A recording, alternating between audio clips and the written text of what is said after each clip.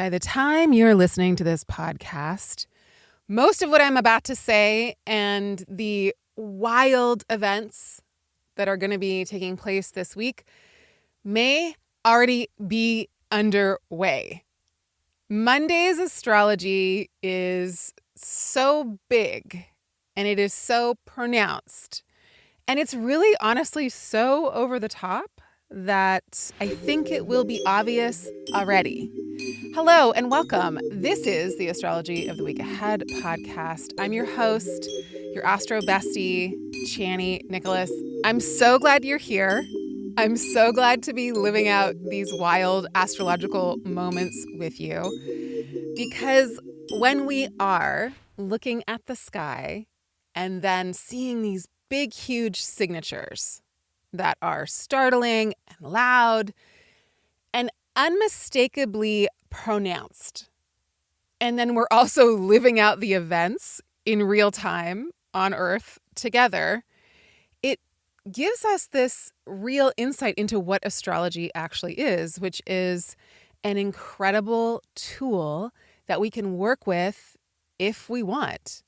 And if the events in the sky and the events on the Earth are lining up in these really profound ways, then quite possibly our own birth charts are also going to have that kind of information.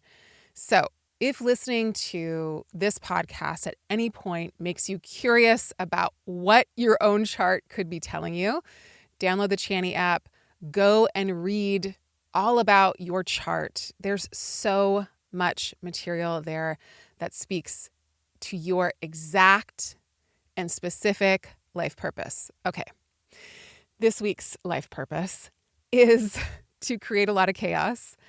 There's something that happens on Monday, which again, because this podcast comes out on Sunday, it feels like you might already know what I'm talking about. I don't know what I'm talking about because I'm looking into the future. I'm recording this at the beginning of August, which isn't too far out. Normally I record like months and months out, but we got derailed. Mercury is very retrograde.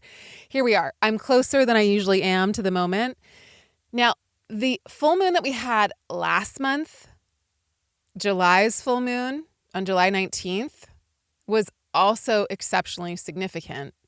And some very significant world events happened at that moment. And the reason why that full moon was really significant, I won't go too deep into it, was because the full moon signature was significant. It was happening at the end of Capricorn, right next to Pluto, which felt like an eerie kind of ending of something. Maybe not eerie, but it felt like a very pronounced ending. Then at the same week, there was the Mars-Uranus conjunction, which happens about every 2 years, and it's always going to be disruptive. So the two things happening in the same week, astrologically, is a big red flag, pause, what's going to go on that week. So there was an assassination attempt on a presidential candidate. There was a sitting presidential candidate in the upcoming election that dropped out. There was a new presidential candidate put forward. Now we have something happening on August 19th. Astrologically, that's a really big deal. Again, it's two things happening at the same time. There is a cluster of planets meeting up that give all kinds of reason for pause. Like, whoa, that's a very defining kind of signature. And then there's a full moon. And these two things are happening on the same day. So let's talk about what those things are. We had some of it last week. It's carrying on into this week. But this full moon just feels like, in the emoji section of your phone where there's like the two big red exclamation points together. That's what this feels like. Because we have what we call a T-square in modern astrology. It's planets lining up in an opposition and then another set of planets or a planet lining up to square both of those things. It's literally like a T. And this creates a tremendous amount of friction and polarization. So the planets that are lined up right now, and again, some of them perfected what they were doing last week. Some of them are perfecting what they do this week. We've got Mars and Jupiter in Gemini creating all kinds of absurdist, ridiculous, memeified kind of moments. It is the articulation of something gone wild. It has been a mixture of like heinous and hilarious, as it would be, but it is the thoughts, the ideas, and the communications just flourishing in ways that are both extra heated and exceptionally magnified. So this is a time of a lot of conversation. And that signature, the Mars-Jupiter, is in a square to Saturn. So Saturn square Mars happened last week, and that was the very crunchy, hard, difficult situation and reality check that we had to deal with. And we had to like find our way through. That's still happening, but it perfected. It was exact last week. This Monday, we've got Venus, who's in Virgo, sitting across from Saturn, making that opposition to Saturn. So that makes pleasure and cohesion and finding our way together a little challenging. And it just so happens that on the wee hours of the 19th of August, Venus is in between a square to Mars and a opposition to Saturn, which means that it is, we call like besieged. It is enclosed. It is in a really tough jam. So Venusian type things and Venusian type people are going to find themselves in a jam at the very beginning of the week. It doesn't last forever. Like it doesn't last the entirety of the day even. But it just seems like anything to do with women that are being pronounced something, especially on that day, femmes, LGBTQ, IA folks, stylists, artists, entertainers, people that are in the arts and create beauty, dancers, etc., have a particularly like rough time, especially because Venus is in a sign that it does have a hard time in. So we've got the Venus-Saturn opposition, but way more importantly probably is that we've got a Jupiter-Saturn square. We've got a Jupiter-Saturn square that happens on the 19th. This is era-defining astrology. This isn't just like defining for the year. This is a really important astrological event because it speaks to the shape of world events. So, what do I mean? Back in December of 2020, Jupiter and Saturn came together to make a conjunction. It was called the Great Conjunction. You might remember it. It was gorgeous in the sky. You could see like these sparkly planets, and it was really profound. That was the beginning of a new situation. That was the beginning of a brand new cycle for the world. Now these two are at their first square. Now when planets come to we call it the opening square, it's like, okay, what direction are we going to go in? That was the conjunction. That was the coming together. Now, where are we going to go? What are we going to do? There is a kind of like crisis of action, we might say. Like, I've got to take this action and I've got to go in a direction. So it feels like, looks like, and it's not just this day, but it just so happens on this day, it just so happens to be happening on this day, that also features a very loud, disruptive full moon. We want to think of this Jupiter-Saturn square, though, as happening for the entirety of the year. This is just a punctuation point. So what in the world is being formed right now? What is taking shape on this day, on August 19th? It's not good or bad. It's just like, what direction are we going in? And it's specifically related again to what was happening in 2020. So that might be obvious to us or not, but I do think that whatever big events are happening in the world, whatever country they might be happening in, those events are very connected to the shape of things globally. So it's an extraordinarily important moment, day, that is then punctuated with a full moon in Aquarius. Yes, like that. It's shaky because This full moon in Aquarius is exactly square. So again, we're having that point of friction. So the sun and Mercury are in Leo. The moon is in Aquarius, and they are both forming what we call, again, a T-square in modern astrology, a square to Uranus. And it's exact. It's like there. So it's not often that you get a full moon with such a precise connection to another planet. And when that planet is so disruptive and irregular and unprecedented, like who needs another unprecedented moment, and unconventional and different and odd and strange and also out of the blue, shocking. It destabilizes things so that something new could emerge. Now, again, these things aren't bad.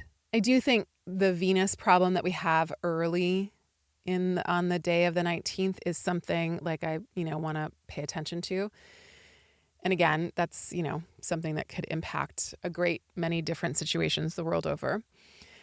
But just the fact that this full moon happens in a way that is kind of unnerving or at least unsettling, or at least there's some disruption, is really important to note that it's happening the same time that these two world order planets, Jupiter and Saturn, make a very important first square after their conjunction. No big deal. No pressure.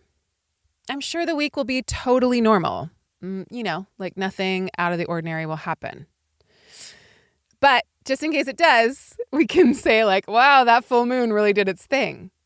And maybe it's that what happens on the 19th is so different than what has traditionally happened. Maybe it's just describing some of the events that we already know are going to take place. Maybe it's not a surprise event, but maybe it is. Because this full moon is in Aquarius, it is about people power. It is about the collective. It is about groups of folks, for sure. And because Mercury and the sun are traveling together on Sunday, on the 18th, Mercury and the sun made a cazimi. That was, again, exactly square Uranus. So it feels like we're moving into Monday with already some very shocking news. And it might be related to what we learned back in July, because this is the second time Mercury's doing this, because Mercury's retrograde, so it's moving back into some old news. Something is different all of a sudden. We begin the week with something changing, something being different. At least that's what the astrology is saying. So we can test it out. We can see, is this just describing what we already knew it was going to happen? Or is this something that is didn't see that coming, but here we are? Or other people called it, people knew it, it wasn't totally shocking, but nothing like this has ever really happened, not in this way, etc., etc. Then on the 22nd of August, the sun shifts signs and it moves into Virgo. Now, on one hand, this takes some heat off of the table, out of the equation, because the sun is no longer in that square to Uranus. So the rumbling, changing, destabilizing, eventful energy is shifting. But in another way, the sun is moving into Virgo, which is one of the hot spots in the chart of the moment, because there's so many planets in mutable signs still. And on Thursday, we've got a Venus square Mars. So this is, again, part of that first T-square we started talking about. It's part of this mutable configuration. And I want to talk about what it means to have so many planets in mutable signs right now. We've got Venus, we've got Mars, we've got Jupiter, and we've got Saturn. That's 4 of the 7, and now the sun. That's 5 of the 7 traditional planets that we work with. It's 5 of the 10 if you include the modern. So it's at least half, if not much more than half, planets in mutable signs, which means that we've got a mixed situation. It's not one thing or the other. It's not good or bad. It's somewhere in between. It's not here or there. It's traveling to and fro. It is not solid. There's nowhere solid to go. The thing that happened on Monday with that full moon, those planets were in fixed signs, and that was much more solid and definitive. So it's not the only story in town, but it's a big one. And we want to look at life and the world in shades of gray, if you will, if that's not too cheesy. Because, again, if we're looking for perfect and imperfect, we're going to be so disappointed. If we're looking for absolutes, we're going to be totally misguided. We have to have moral clarity for sure. And we have to be willing to be quite agile and flexible about how we are working with the moment, because it is a moment when it's so mutable, where everything is in flux. It's just the vibe that we're in. We've not landed anywhere yet. The other thing about the sun moving into Virgo is that it moves us into the next eclipse season. I don't want to tell you that. Honestly, I really don't actually, because we're having all of this huge astrology, and the last thing I want to do is be like, and by the way, the next full moon will be an eclipse in Pisces, the first one of its kind for the last couple decades. I don't want to tell you that, because enough with the unprecedented full moons. But I got to say, the full moons of July, August, and September are they just are kind of. So you can think about the full moons of hitting these notes of whoa. The eclipse season is a whole different thing. We'll get into it in the next couple of weeks, but just to say, it does move us in that direction. Okay, so we're moved into Virgo season. We love Virgo season. We've also got Venus in Virgo square Mars in Gemini. So this could be fighting words. This can be parsing out some very specific insults. This can be really challenging to the mind in a way, and it can be really hard in our interpersonal issues. But on a personal level, it can exacerbate the problem so that we've got a better handle on what it is, so that we can actually confront it, work with it, understand it. It's like something gets hot to the point of ouch, I can't ignore that anymore. What is it? There's a shortness to the moment. It's biting. It just is. It also can be, a challenging moment for Mars-type people and Venus-type people and the engagement therein. We know it's a hard Venus week anyways. And we start Monday with a challenge and we end Thursday with that challenge. So we know, again, Venusian types of things and Venusian types of people are going to be attacked this week, or there's going to be some kind of hot poker where there's these topics get heated. Again, they get parsed out. Again, that helps us to understand what the issue is and how to focus on it and work with it. But I don't think it'll feel particularly lovely. And then on Friday, we've got Mercury, still retrograde, the translator, the orator, the one who can put information together and make sense of it in a very nice sextile to Mars. Finally, Mars helps us out. So Mercury is articulating something Martian that is helpful. And because Mars is in Gemini, which is Mercury's sign, and these two are linking up, this is a helpful reframe, a helpful redo, a helpful rethinking of something, rethinking of a problem, rethinking of an issue, rethinking of whatever it is that we are backtracking about.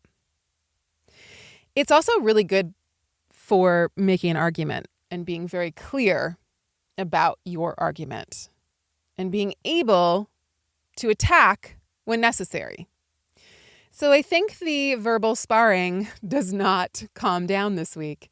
I think that there will be some very probably funny, engaging, and entertaining conversations, because Mars in Gemini is maybe a disaster, but it's an entertaining one, or there are elements of it that are pretty humorous, I got to say, it's a pretty humorous combination. It's like, oh, this is awful and this is why.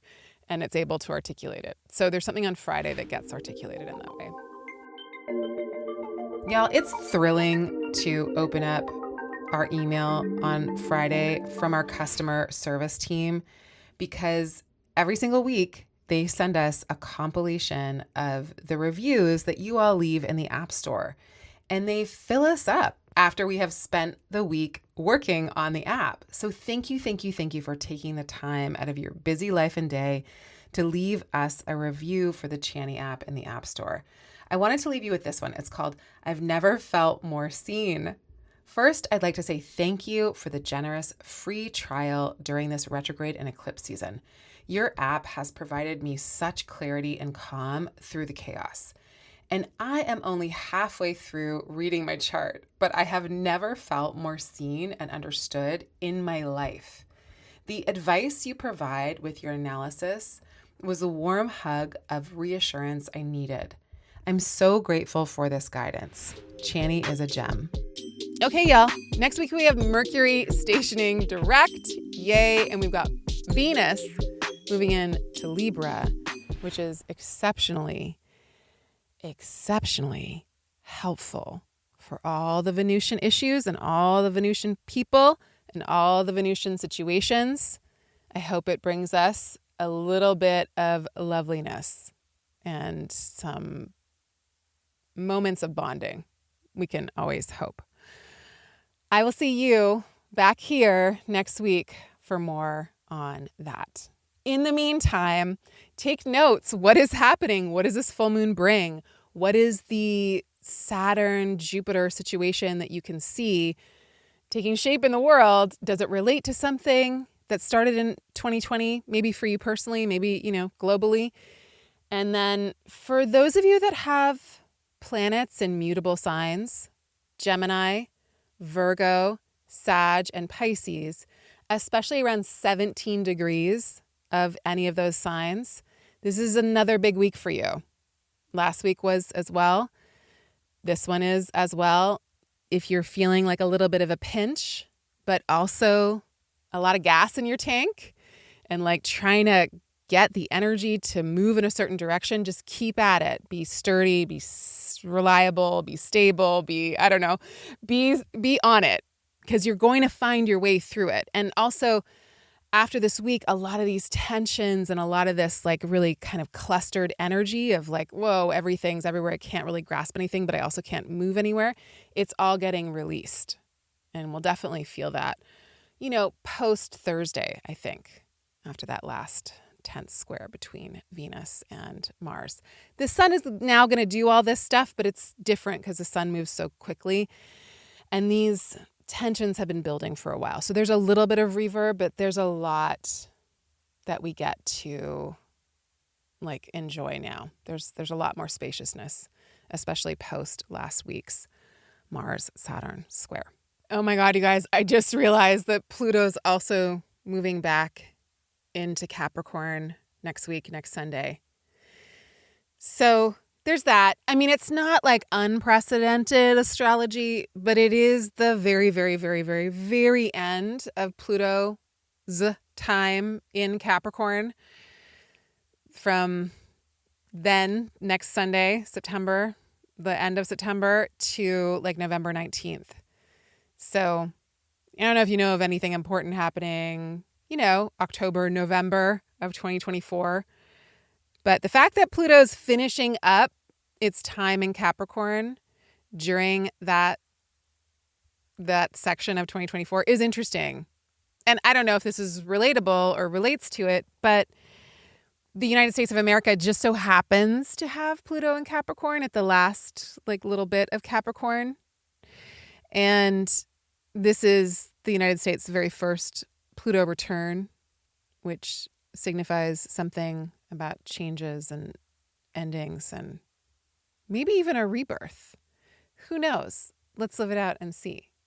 But any part of your chart that has the very last degree of Capricorn in it will be revisited by this planet. So again, check the Chani app see what your horoscope is like once Pluto moves back into Capricorn next Sunday. All right.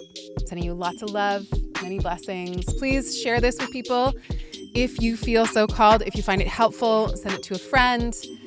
Follow us on YouTube. Is that a thing? I don't know. Follow us on your favorite podcast app. Rate us, subscribe, do all the things. We're sending you so much love, so many blessings. Bye for now.